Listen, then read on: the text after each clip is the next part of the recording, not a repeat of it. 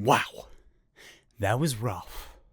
Let's Talk Lions. Welcome back to an all-new episode here at Let's Talk Lions. My name is Jay. Thanks for hanging out. So first and foremost, thank you everybody for your comments regarding yesterday's post-game video. There wasn't really much that I could say because it wouldn't have been good.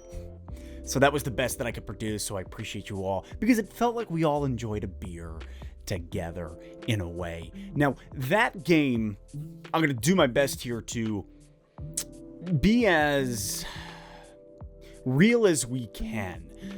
That game was brutal. Campbell said it afterwards, his post-game conference. That was his word. He just was like, that was brutal. We took a whipping. It was a beatdown. It was a classic Street Fighter beatdown out there against Cincinnati. We fell apart on every level of the game, every way possible. We just failed. Now, there's some good that I did see, but there was mostly bad. And I'm not going to just try to pull out silver linings. There was very limited good, but there was some, so we're going to talk about that. But we're also just going to kind of hammer this game. All in all, the amount of injuries that we have sustained so far this season are directly, you could see where those holes are and the way that Cincinnati found a way to just blow right through them. First and foremost, something that I want to talk about is the difference between Goff's poor performance and the fact that Goff, he couldn't have done any better under the circumstances. Now, let me just explain. What I'm trying to get at here is, yes, Goff did not play well at all. He was 28 for 42. He overthrew Hawkinson, which should have just been a quick first down. He did it multiple times. He threw balls in the dirt. Like, don't get me wrong. Goff did not execute. Goff played poorly. However, I don't chalk it all up to Goff simply playing poorly. Our O-line was miserable. They gave Goff a total of 0.97 seconds before our guy had to scramble, throw the ball, check down to Williams, check down to anybody, throw the ball to nobody. The O-line's performance caused Goff's performance to be worse than I think it would have been. Quite frankly, Goff had zero time back there. And with no time comes no play development. Nothing can transpire well. Now, I got to say this. Cincinnati's defense is great. They're great. They're ranked top 10 defensively, top 11. Their defense is phenomenal. The rush that they were able to produce, the rush and the pressure that they put on Goff on the O-line caused for a lot of this. But we saw way too many penalties. Multiple penalties on Sewell right off the bat. Right out of the gates, it's as if Seabiscuit jumped the gun. And that killed us. In that opening drive, 2 penalties on Sewell. Hawkinson got called for a couple holds. All in all, there were way too many penalties on us offensively. The fact that we produced less than 100 yards in the first 3 quarters is abysmal. Abysmal. That was the longest Lions game ever. It felt like when the 4th quarter rolled around, and I'm looking at the time, I was like, it should be 2-minute warning. How is this game not over yet? It felt so long because we could not produce anything. We had a goose egg for the longest time. It was brutal. Less than 100 yards in the first 3 quarters. I think we had like 5 first downs in the first 3 quarters.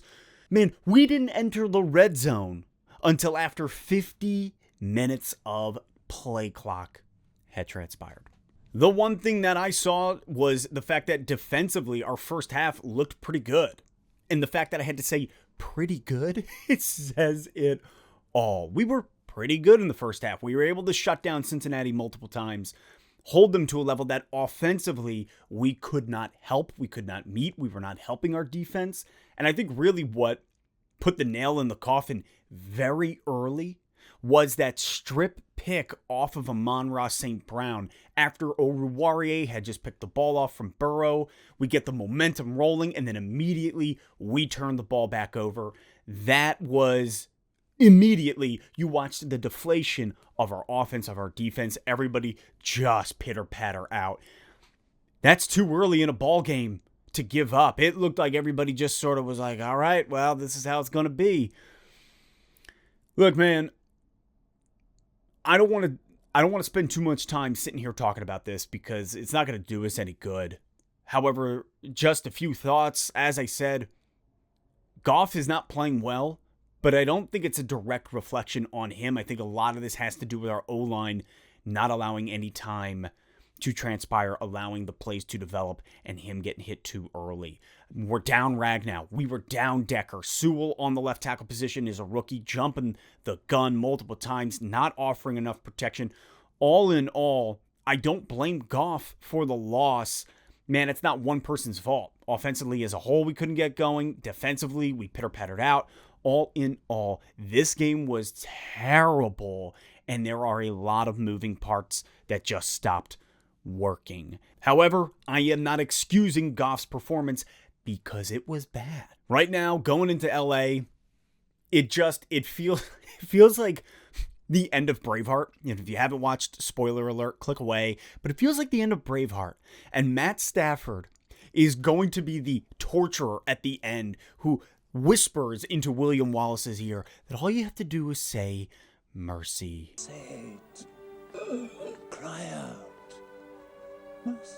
And instead, we here in Detroit will yell freedom and proceed to have our heads decapitated by Stafford.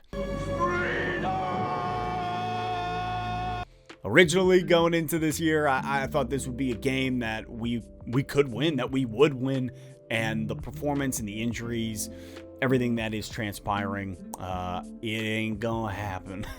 But I gotta say, Jack Fox and his robotic leg, man, you can't beat that, can you? So that is it for today. And until next time, I'll catch you later on Let's Talk Lions.